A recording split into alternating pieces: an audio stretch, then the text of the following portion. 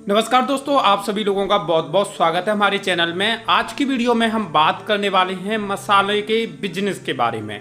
आप लोगों को यहाँ पे दो तरीके बताऊंगा कि किस तरीके से आप मसाले का बिजनेस शुरू कर सकते हैं। इसके लिए क्या क्या इक्विपमेंट्स की आपको ज़रूरत पड़ेगी, कहाँ कहाँ पर आपको पंजीकरण कराना होगा, कौन कौन से डॉक्यूमेंट की ज़रूरत पड़ेगी, किस किस जगह से रजिस्ट्रेशन कितने रुपए में आपका हो जाएगा, इसमें टोटल कितना इन्वेस्टमेंट आएगा और कितने रुपए में टोटल आपके नाम से मसाले का बिजनेस शुरू हो जाएगा। आप अपनी एक ब्रांड लॉन्च कर सकते हैं और मार्केट में जो मसाला सेल होगा वो आपके नाम से होगा। इसमें बहुत कम इन्वेस्टमेंट रहेगा लेकिन बहुत ही अच्छा आपका बिजनेस सेटअप हो जाएगा। बहुत सारे लोग ये कहेंगे कि हम मसाले का बिजनेस क्यों करें, तो उसके पीछे के बहुत सारे रीजन हैं। देखो, सबसे पहला रीजन ये है, हमेशा हमें वो बिजनेस करना चाहिए जिसकी 12 महीने जरूरत पड़ने वाली है, यानी कि एक ऐसी चीज जिसकी जरूरत पड़ने वाली है। यानी कि मसाले का बिजनेस एक ऐसा बिजनेस है जो कि इंडिया के हर घर में इस्तेमाल होता है। और आपने देखा होगा, किसी भी स्टेट में देख लो, किसी भी राज्य में, किसी भी डिस्ट्रिक्ट में, ऑल ओवर इंडिया में हर घर में मसाला 12 महीने इस्तेमाल होता है। इसके अलावा आपने देखा होगा कि मसाला हर जगह आसानी से मिल जाता है। तो इसके बिजनेस को शुरू करना कोई बड़ी तोफ नहीं है, क्योंकि आराम से मसाला मिल जाता है और हर घर में इस्तेमाल होता है। तो 12 महीने आपका ये बिजनेस चलने भी वाला है। अब भाई बात करते हैं, यहाँ पे आपको ये तो समझ आ गया कि हमारा ये बिजनेस का जो सेटअप होगा, जो कि सेटअप होने के बाद आपका 12 महीने तक चलेगा, आपका डाउन फ्लो नहीं आएगा। लेकिन ये आप खुद की ब्रांड बना के किस तरीके से आप इस बिजनेस को कर सकते हैं, मसाला आप कहाँ से खरीदोगे और किस तरीके से उस पूरे बिजनेस को चलाओगे। तो सबसे पहले बात करते हैं कि आपको किन किन चीज़ों की ज़रूरत पड़ेगी अगर आप मसाले का बिजनेस शुरू करना चाहते हैं। तो दोस्तों, मैं कुछ सर्टिफिकेट के बारे में आपको बता देता हूं। पहली चीज़, अगर आपका माल एक स्टेट से दूसरे स्टेट में जाता है तो आपको जीएसटी की ज़रूरत पड़ती है। दूसरा, आपका साल का टर्नओवर 30 लाख से ज़्यादा होता है तो आपको जीएसटी की ज़रूरत पड़ती है। चौथा, अगर आप ऑनलाइन सेल करते हो तो आपको जीएसटी की ज़रूरत होती है, यानी कि जीएसटी कंपलसरी होता है। अगर आप इन 3 कंडीशन में आते हो तो आपको पहला जीएसटी लेना होगा, जो कि गुड्स एंड सर्विस टैक्स है, जिसे आप खुद भी ले सकते हैं और किसी सीए से कांटेक्ट करके अपना जीएसटी नंबर इशू करा सकते हैं। दूसरा, आपको एक फूड लाइसेंस की ज़रूरत पड़ती है, क्योंकि खाने से रिलेटेड आइटम का कभी भी कोई भी व्यक्ति बिजनेस करता है और उसको एक बड़े तौर पे करने का प्लान बनाता है तो फूड लाइसेंस की ज़रूरत पड़ती है। फूड लाइसेंस के ऊपर मैंने एक आर्टिकल लिखा हुआ है, आपको वीडियो के डिस्क्रिप्शन में इन सभी चीज़ों के आर्टिकल मिल जाएंगे कि जीएसटी आप कैसे लोगे, फूड लाइसेंस आप कैसे लोगे, और जो मैं बातें बताऊंगा वो सभी के लिंक वीडियो के डिस्क्रिप्शन में दिए हैं। तो आपको फूड लाइसेंस की ज़रूरत पड़ेगी। तीसरा, आपको बिजनेस रजिस्ट्रेशन की जरूरत पड़ेगी, यानी कि आप जो फर्म बनाओगे उसको रजिस्टर कराना होगा एमएसएमई के माध्यम से, और उससे फ्री में आप रजिस्टर करा सकते हैं अपने बिजनेस को। उसका भी लिंक मैंने वीडियो के डिस्क्रिप्शन में दिया है, उसमें डिटेल में मैंने बताया है कि कोई व्यक्ति कैसे अपनी फर्म को रजिस्टर करा सकता है। इसके अलावा आपको ट्रेडमार्क लेना होगा। ट्रेडमार्क के ऊपर भी मैंने आर्टिकल लिखा है, वीडियो के डिस्क्रिप्शन में मैंने लिंक दिया है कि किस तरीके से ट्रेडमार्क ले सकते हैं। ट्रेडमार्क का मतलब होता है दोस्तों, आप एक नाम को रजिस्टर करा रहे हो, जिस नाम से अपने बिजनेस को चलाओगे पैकेट पर भी वही नाम आएगा और उस नाम से कोई और बिजनेस को नहीं चलाएगा। और आप एक बार ट्रेडमार्क ले लेते हो तो 10 साल तक वो ट्रेडमार्क आपका रहेगा, यानी कि 10 साल तक आप उस नाम को यूज कर सकते हैं। उसके बाद उस नाम को रिन्यू आपको कराना होगा। तो ये 4 डॉक्यूमेंटेशन की आपको जरूरत होगी। पहले जीएसटी आपको लेना पड़ेगा, दूसरा फूड लाइसेंस आपको लेना पड़ेगा, तीसरा एमएसएमई में रजिस्ट्रेशन कराना होगा अपने बिजनेस का, और चौथा आपको ट्रेडमार्क लेना होगा। ट्रेडमार्क लेने के बाद ही आप अपने नाम से अपने प्रोडक्ट को लॉन्च कर सकते हैं। अब भाई इतने ये 4 डॉक्यूमेंट आपके पास पूरे हो जाते हैं, और कैसे पूरे होंगे उन सभी की जानकारी वीडियो के डिस्क्रिप्शन में दी है, लिंक दिए, उनमें पूरी डिटेल में जानकारी दी हुई है, तो क्लिक करके देख सकते हैं। अब इसके बाद आपके पास बिजनेस को शुरू करने के 2 तरीके आते हैं।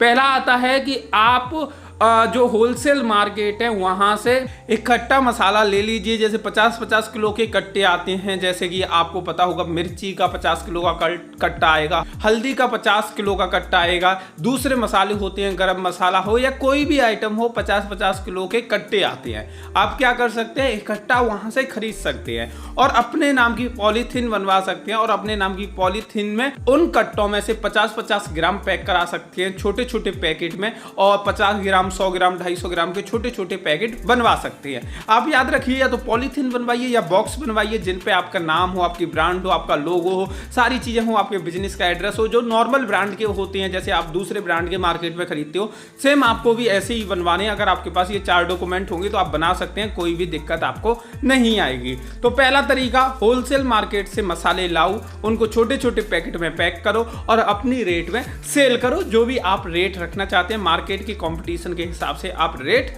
रख सकते हैं। दूसरा आप क्या कर सकते हैं कि जो साबुत मसाले होते हैं उनको आप मार्केट से खरीदिए और उसके बाद उन्हें पिसवाइए, ग्राइंडिंग करवाइए। आप पिसवाने के लिए बाहर के लोगों को यूज कर सकते हैं, बाहर बहुत सारे लोग पिसाई का काम करते हैं। इसके अलावा आप अपने घर पे भी एक पीसने वाली मशीन ला सकते हैं। आज के टाइम पे 12-13 हज़ार रुपए की मशीन मिल जाती है और उसके बाद आप घर पे मसाले पीस कर और एकदम प्योर मसाले पैक करवा के, अपने खुद के पिसे हुए मसाले पैक करवा के आगे डिस्ट्रीब्यूट करा सकते हैं, सेल कर सकते हैं।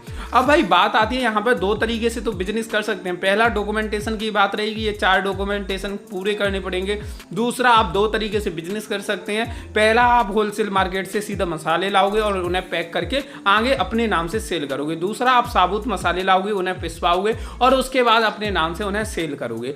तो अब आता है तीसरा स्टेप। अब मार्केटिंग का काम आता है कि इसकी मार्केटिंग किस तरीके से होगी और लोगों को कैसे पता चलेगा कि हमारा एक ब्रांड लॉन्च हुआ है, हमारे ये प्रोडक्ट हैं जिन्हें वो खरीद सकते हैं। तो दोस्तों, आप पर यहाँ पे मार्केटिंग के बहुत सारे तरीके रहेंगे। क्या क्या तरीके रहेंगे और कैसे उन तरीकों को आप इस्तेमाल करोगे?